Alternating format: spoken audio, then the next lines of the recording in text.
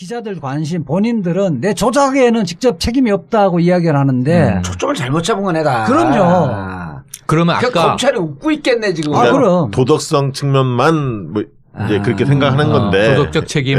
도덕적 책임. 의사 결정에 예. 기자회견의 의사 결정에 참여한 사람들은 다 기소를 면치 못해요. 유미 씨가 단독으로 했대요. 이인미 씨가 단독을 하면 이인미 씨가 그 당대표거나 예. 당대표에 버금가는 장악력이 있어야 되는 거죠. 실권자. 자, 이유미 씨가 단독을 했는데 예. 그 단독을 한 증거와 사실을 예. 당대표들이 다 활용을 해서 대선 막바지까지 활용을 했던 거 아니에요. 아, 포인트 나왔다. 예. 아. 그러면 딱 두 가지죠. 이유미 씨가 실질적인 당대표구나. 예.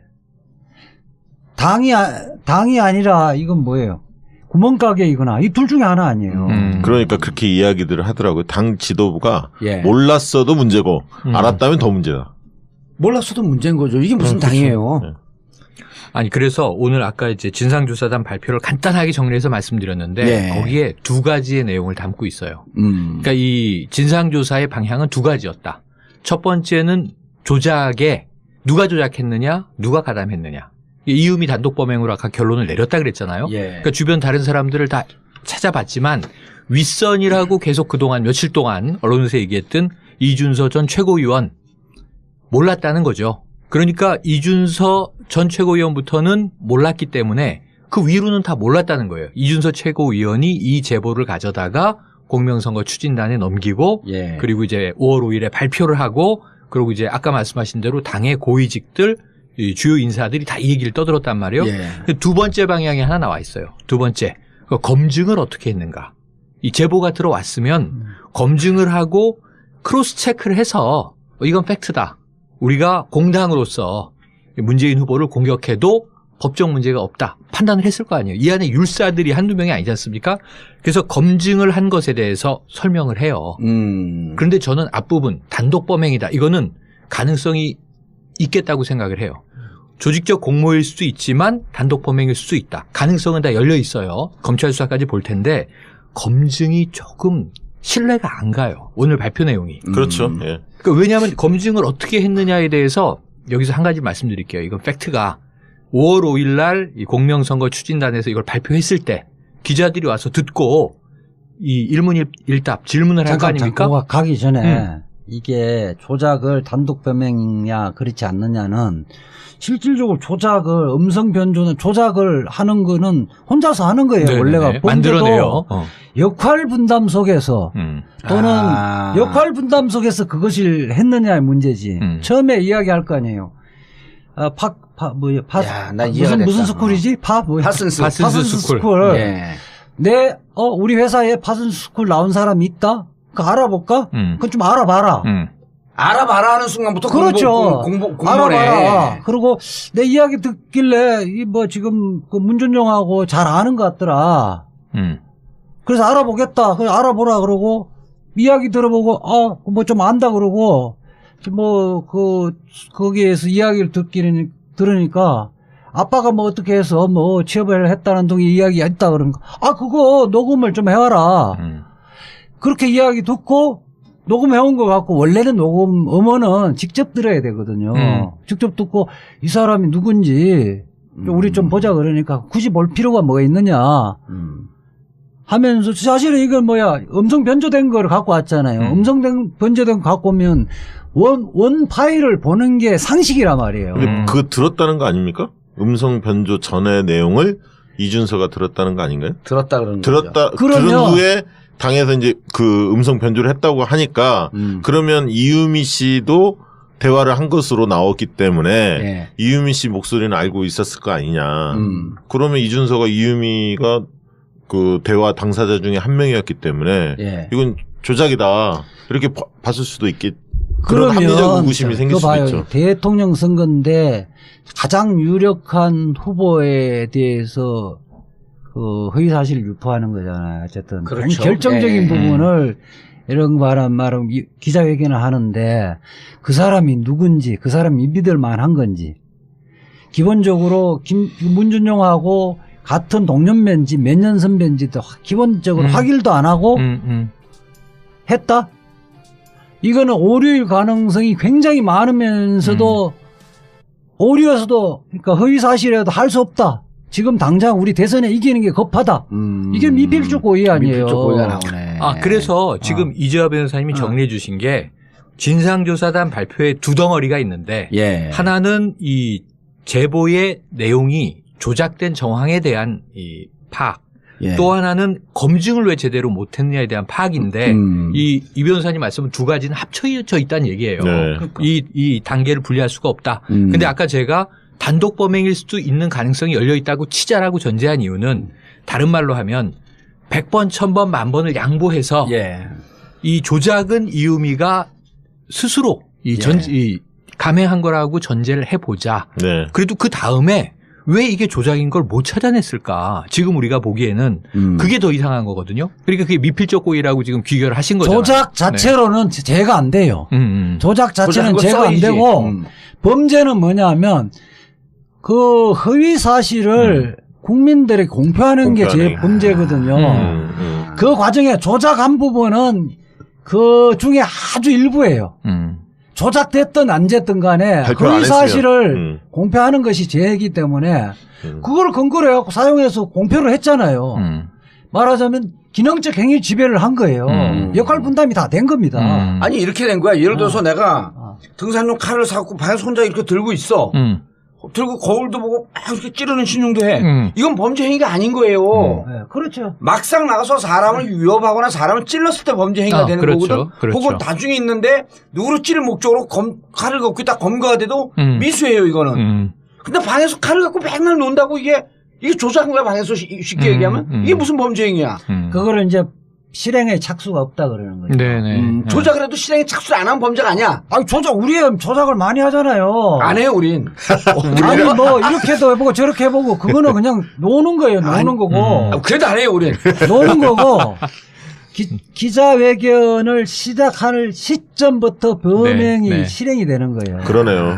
실행에 착수가 있는 거죠. 이준서는 강도가 좀 있을 뿐이지 공동정범이냐 공동종범이냐 공동 또 뭐 있죠? 세 개가. 잘 잊어먹었어. 뭐 이제 공동정범하고 뭐 공동정범 속에서는 우리 이제 공범하고 뭐 다 포함되는 건데 우리가 그냥 방조범이냐 그냥 공범이냐 이렇게 쉽게 이해하면 되는 거예요. 아니 방조범이 될 수가 없는 거고요. 기본적으로 이준서 최고위원하고 같이 처음에 논의를 했던 거 아니에요. 예, 4월 말부터 뭐 그랬다. 그다음에 기자회견에 김성호나 지금 김인호는 기자회견 다 참여했잖아요. 그거는 직접 범죄 실행 행위를 한 거예요. 공표를 했기 때문에. 내가 볼 때는 이게 이제 뭐 실제 지금 기자들 관심 본인들은 내 조작에는 직접 책임이 없다고 이야기를 하는데 초점을 잘못 잡은 건 애다. 그럼요. 그러면 아까 검찰이 웃고 있겠네 지금. 그럼 도덕성 측면만 뭐 이제 그렇게 생각하는 건데 도덕적 책임. 도덕적 책임. 이게 이제 범죄 행위는 기자회견 할 때부터 하니. 그러니까 유명한 이거 조폭 판례 중에 유명한 판례가 있거든요. 오늘 최강욱부터 잘하는 것 같은데. 그래서 와신상담. 자리 욕심 내는 것 같아. 조폭에 정고 2는 이제와 함께. 구성원들이 형님 저 양반이 이거 말도 안 들고 좀 너무 까불거리는데 손 좀 봐줄 거예요. 그래서 그래? 너가 알아서 해. 이렇게 하면 교사가 되는 거예요. 교사가.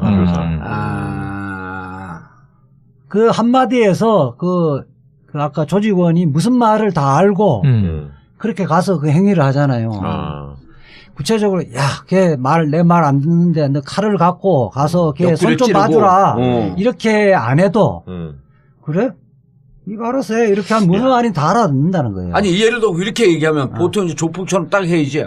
형님 가서 한번 좀 손 좀 봐주겠습니다. 그러면은 재화야 믿을 놈은 너밖에 없다 자식. 그렇죠. 그렇게 이야기하는 거예요. 이렇게 얘기한다고. 그러면 박지원 대표나 당시에 아직 거기까지 안 그러니까 상임 선대위원장이나 네. 이용주 의원 같은 경우에 이거를 발표한다는 사실을 당연히 보고했을 거고 알았을 거 아닙니까? 그럼요. 그럼 이제 그 책임도 다 있다는 거잖아요. 그러니까 거기까지 살금살금 이제 들어가는 거지. 의사 결정에 기자회견의 의사 결정에 참여한 사람들은 다 기소를 면치 못해요. 근데 이제 그 위에 의사 그렇게 눈빛이 좀 흔들리는데 불안한 것 같아요. 아니야. 자, 지금 훅 전선이 넓어졌어요. 기본적으로 이것이 믿을 만한지 그렇지 않는지를 확인할 의무가 다 있는 거예요. 확인할 의무를 다하지 않고 그래? 알았어. 그냥 기자회견 하지 뭐. 이렇게 하면 기자회견 한 대로 의사의 합치가 다 있는 거예요. 그래서 기자회견을 했단 말이에요. 검증하지 않은 것도 책임이 커지네 이게. 아니 왜냐하면 그것이 사실이라고 믿을 만한 상당한 이유가 있는지 없는지를 판단하는 거거든요. 이 고의는 허위 사실에 대한 인식, 일반인의 시각에서 이것을 진실한 사실이라고 믿을 만한가 그렇지 않는가인데 상당한 이유가 있냐 이거죠. 공당의 제3당에서 제3당 유력 후보가 가장 그 대통령 선거에 당선될 가능성이 있는 후보자의 그 가족에 대한 그 비리를 폭로를 하는데 이거를 객관적으로 예컨대 이것이 약간 뭐 판결문이라든지 그다음에 관공서의 기록이라든지 이런 것들이 아니라 일반인 중에 확인도 안 된 사람이 그 말에 근거를 하려면 그 사람이 우리 사회에서 공적으로 인정된 사람인지 그것까지 확인한 이후에 기자회견을 해야 되는 거거든요. 그렇게 안 하면요, 우리 기준이 없어요. 그 시골에 있는 사람들이 이제 막걸리 먹고 맨날 헛소리 하는 사람인데 문재인이 옛날에 사람을 죽였다. 그런 녹음을 해갖고 그거를 갖고 기자회견 해봐래요. 이거하고 똑같은 거예요. 이야, 진짜 오늘 완전 작두 탔네. 그렇게 해버리면 말은 표현의 자유, 선거의 자유라고 하면서 실질적으로 모든 흑색 선전이 합법화되어지는 거예요. 면죄돼 버리는 거죠. 이자 변호사가 정리를 잘했는데 제가 하나의 판례를 얘기해 드릴게요. 어우, 판례. 2008년, 2009년에, 2007년도에 이명박 대통령 선거 때 이명박 당시 대통령 후보의 부인 김윤옥 씨가 차고 있었던 시계가 문제가 됐어요. 시계를 어디 사진에서 딱 찍혔는데 누군가가 제보를 한 거예요. 그 시계 전문가가. 저거는 수천만 원짜리 명품 시계다. 제보를 했어요. 그런데 자 여기서 김현미 지금 장관 된 분이죠. 김현미 씨가 국토교통부 장관.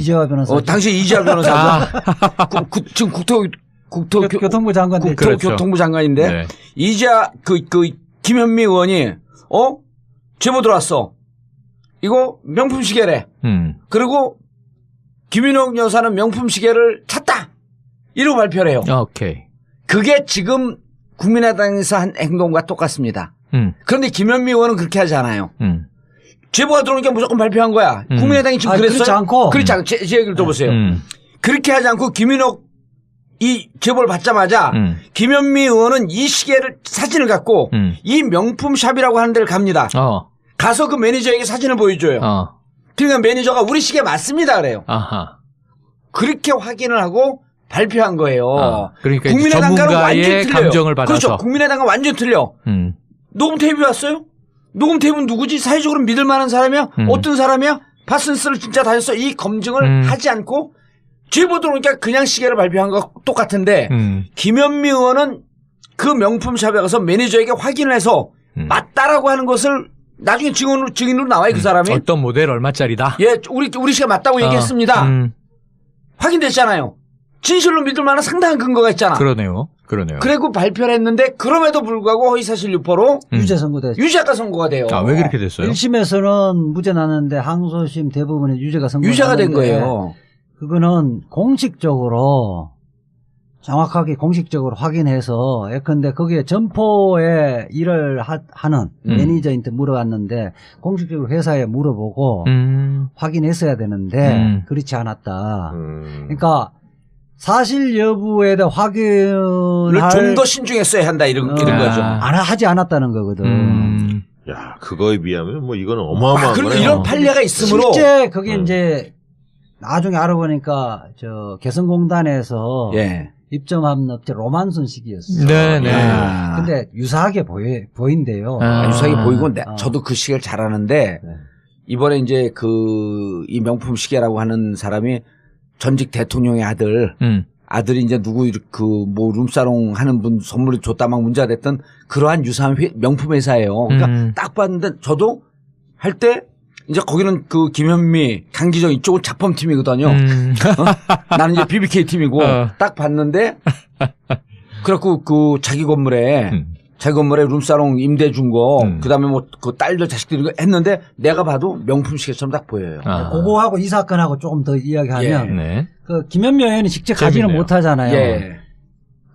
그때 당시 대변인이었을 거예요. 대변인이었죠. 거기에 대변인실에 부대변인하고 이렇게 직접 보내요. 가서 점포의 매니저가 이거 맞다 그러다 1,000만 원짜리 시계 맞다 그러더라고 보고를 했거든. 김현미 입장에서는 믿을만한 상당한 부대변인이 가서 맞다고 그러니까 부대변인 말을 신뢰할 수밖에 없잖아요. 예, 부대변인 또 직접 갖고. 예. 그 논리로 하면 뭐냐면 약간 이준서라든지 김성호나 김인호는 지금 이유미가 이거 파슨스쿨의 동료가 맞고 이야기하더라.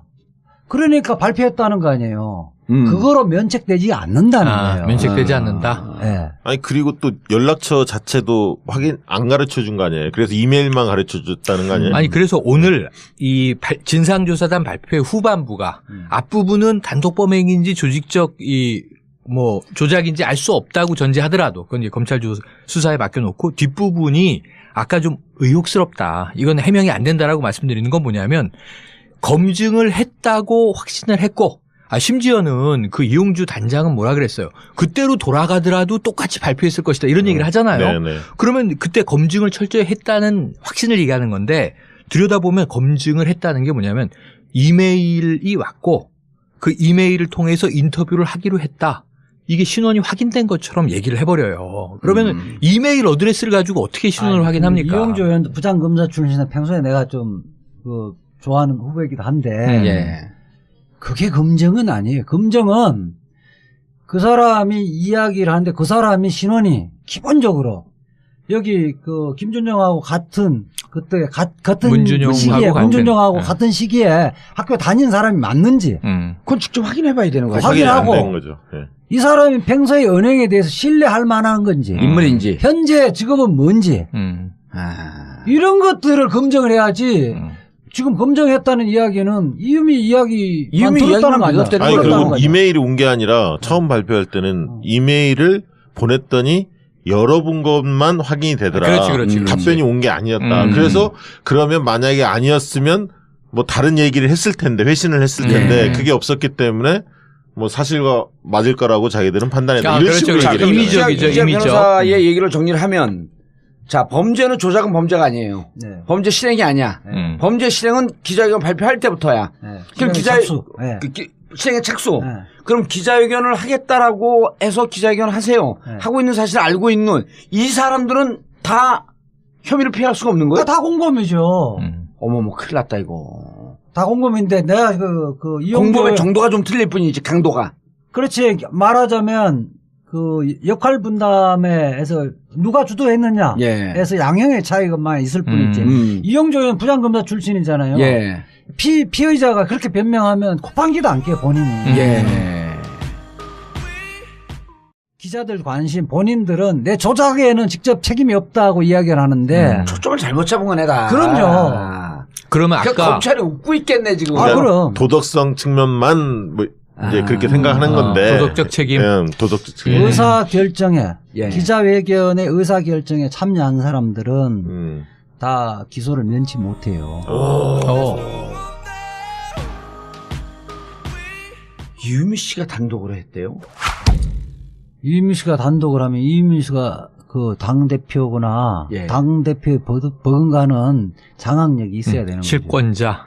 자, 이유미 씨가 단독을 했는데 그 단독을 한 증거와 사실을 당대표들이 다 활용을 해서 대선 막바지까지 활용을 했던 거 아니에요. 포인트 나왔다. 그러면 딱 두 가지죠. 이유미 씨가 실질적인 당대표거나 당이 아니라 이건 뭐예요? 구멍가게이거나 이 둘 중에 하나 아니에요. 그러니까 그렇게 이야기들을 하더라고요. 당 지도부가 예. 몰랐어도 문제고 알았다면 더 문제다. 몰랐어도 문제인 거죠. 이게 무슨 그렇죠. 당이에요. 네.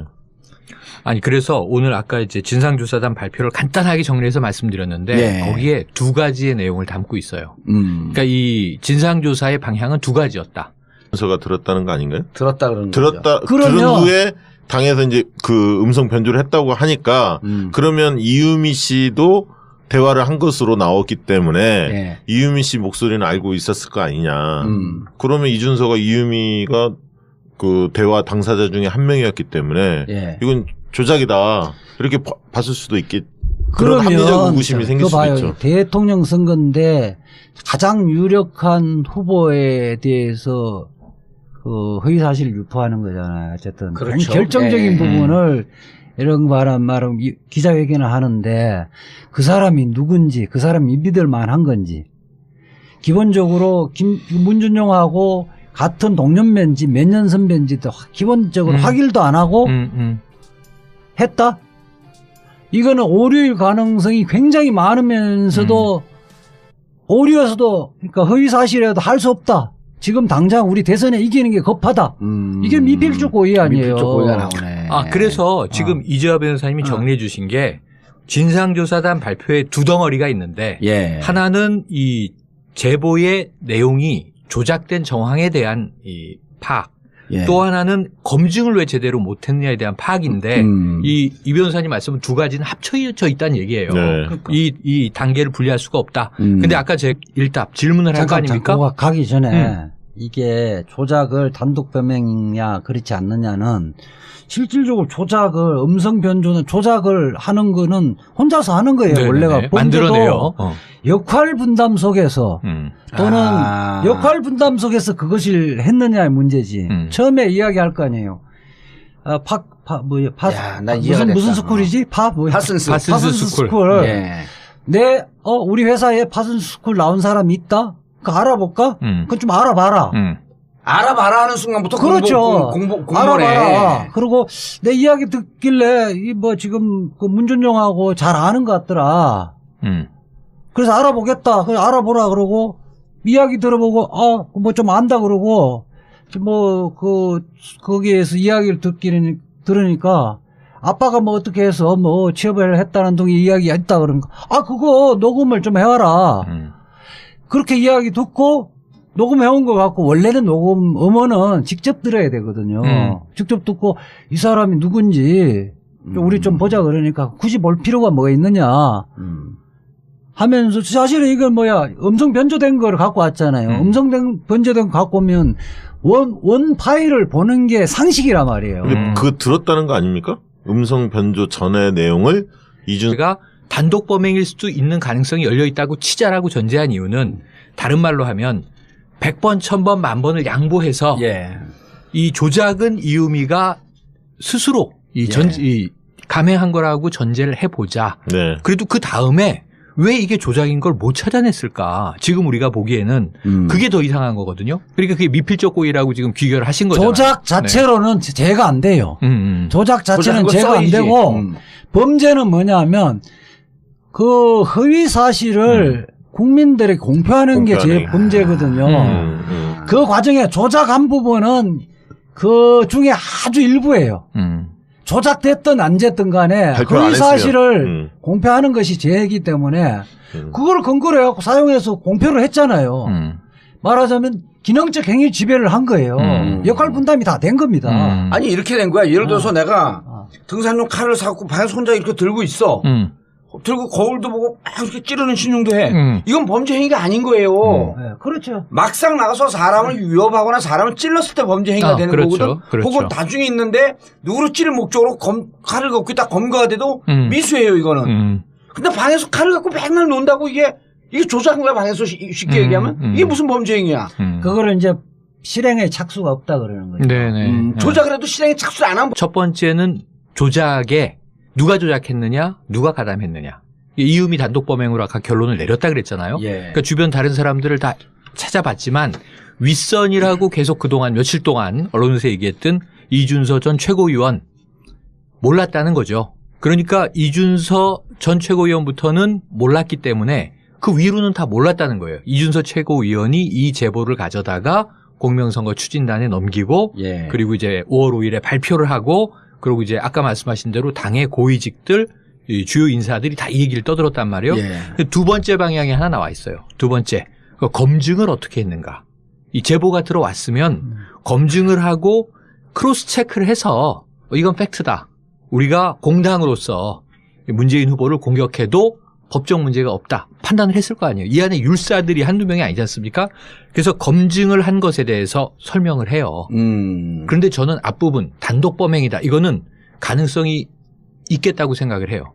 조직적 공모일 수도 있지만 단독 범행일 수도 있다. 가능성은 다 열려 있어요. 검찰 수사까지 볼 텐데 검증이 조금 신뢰가 안 가요. 오늘 발표 내용이. 그렇죠. 예. 그러니까 왜냐하면 검증을 어떻게 했느냐에 대해서 여기서 한 가지 말씀드릴게요. 이건 팩트가 5월 5일 날 이 공명선거 추진단에서 이걸 발표했을 때 기자들이 와서 듣고 이 일문일